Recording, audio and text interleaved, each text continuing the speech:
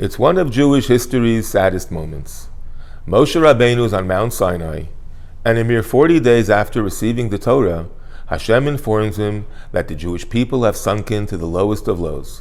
They built themselves an idol, a golden calf.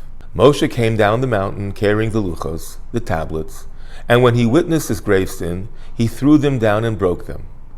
But here's what I don't get. If Moshe was already informed of the sin in heaven, and he knew the Jews weren't worthy and deserving, why did he bring the tablets with him in the first place? The Hasidic masters explain that the answer to this question is hinted in the precise wording of the Torah. Vayar es ha'egel u'mechaylos. Moshe saw the calf and the Jewish people dancing.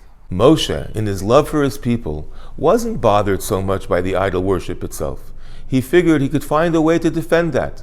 People are human, they slip up. But when he saw the dancing, the passion, the excitement that the Jews had in the sin, this he couldn't defend, and he was forced to break the luchos. Right after the golden calf episode, Hashem told Moshe that in order to achieve atonement for this great sin, l'chaper al nafshei seichem, the Jewish people need to give a half-shekel coin towards the building of the Mishkan. Our sages tell us that when describing what the half-shekel should look like, Hashem showed Moshe a matbeya shalesh, a coin of fire. Why a coin of fire? Couldn't he have shown Moshe a regular coin? Says the Rebbe, Moshe knew exactly what a coin looked like. He just couldn't figure out how a donation, mere money, could create forgiveness. Was God up for sale? Could you buy him out? So Hashem showed Moshe that it wasn't about the money. It was mainly the fire.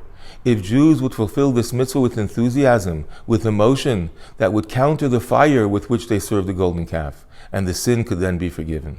Indeed, ever since then, the excitement, the hislahavus that Jews have for mitzvahs has become a hallmark of our religion. I remember once in the early years of Chabad of Sherman Oaks, I got a call a few weeks before Rosh Hashanah. It was a guy with a very heavy Russian accent, and he wanted to know if we sell lulav and esrog sets for the upcoming Sukkot holiday. I thought it was strange that he was calling so early, but I said of course. He asked if I can get him a really nice one, no matter the cost, so I answered sure. When he came to pick up the set, we sat down to talk, and he tells me, I just moved to California, and I live in another neighborhood, but getting a nice lulav set from Chabad is very important to me. When I was a little boy, we lived in Leningrad in Russia. We were given an apartment far from the synagogue, at least a 3-hour walk. One rainy, cold morning, my father woke me early and told me we're going to shul. I told him, the shul? It's 3 hours away, and it's cold and wet. He said, true, but today is the first day of Sukkot, and we're going to shul to make a bracha on the lulav and esrog. My father began to sing a Hasidic tune, and off we went. 3 hours later, we arrived at the central shul. My father went over to an elderly chassid who gave him a lulav and esrog. My father and I went down to the sukkah to shake it. As my father took hold of the lulav, I looked up at him and I saw his face was shining and tears were flowing from his eyes.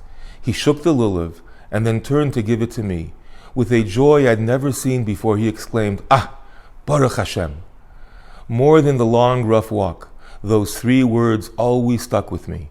They communicated the love and happiness that my father had for Yiddishkeit, and that was enough to keep me going ever since. My friends, we all do mitzvahs, but it's the energy we put into them, the devotion and the enthusiasm we have for them that will ultimately make all the difference.